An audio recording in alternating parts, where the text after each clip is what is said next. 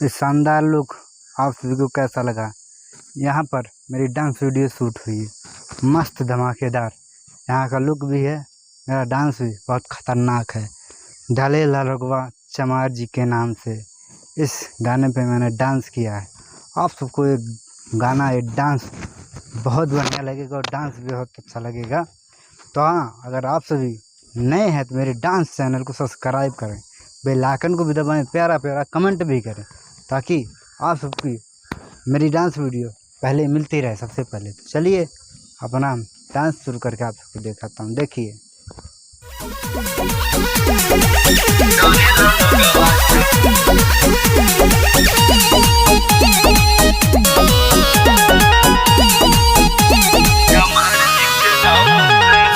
हरी trending में बाण चमरान हो, दूर दूर इनकर बनल बा पहचान हो। पावर ये से शुरू होला। हरी ट्रेंडिंग में बाण चमरान हो, दूर दूर इनकर बनल बा पहचान हो। जहाँ जाले छाप छोड़ दिले अपने काम से, जहाँ जाले छाप छोड़ दिले अपने काम से।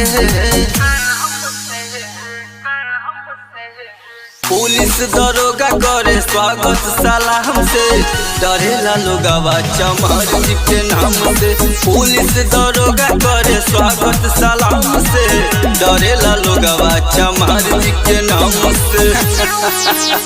चमार जी के नाम से, चमार जी के नाम से।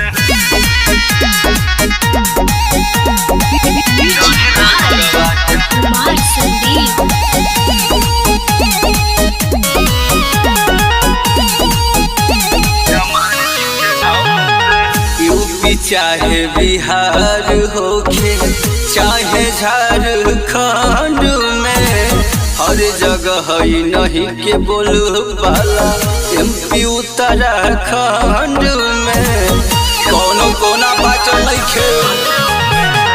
यूपी चाहे बिहार होखे चाहे झारखंड में, हर जगह ही नहीं के बोलू वाला एमपी उत्तराखंड में।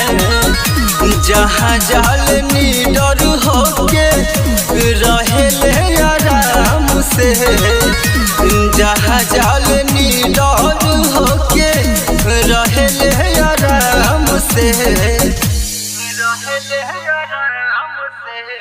पुलिस दरोगा करे स्वागत सलाम से, डरेला लोगवा चमार जी के नाम से।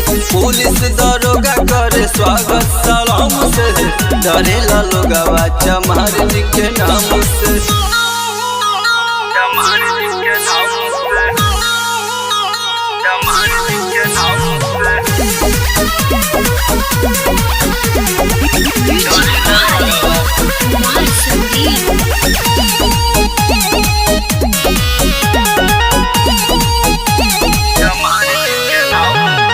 सबसे ऊपर लिस्ट में है बाड़े अब चमार जी के चाहत रे। चल गइल बहजान से जवन नपल से औकात रे। टीजर नहीं ये ट्रेलर है। सबसे ऊपर लिस्ट में बाड़े अब चमार जी के चाहत रे। चल गइल बहजान से जवन नपल से औकात रे। से खर समिल के रंगा तारी चले सुबह शाम से। गोलुआ सुतोष के रंगा तारी चले सुबह शाम से। पुलिस दरोगा करे स्वागत सलाम से, डरेला लोगवा चमार जी के नाम से। पुलिस दरोगा करे स्वागत सलाम से, डरेला लोगवा चमार जी के नाम से।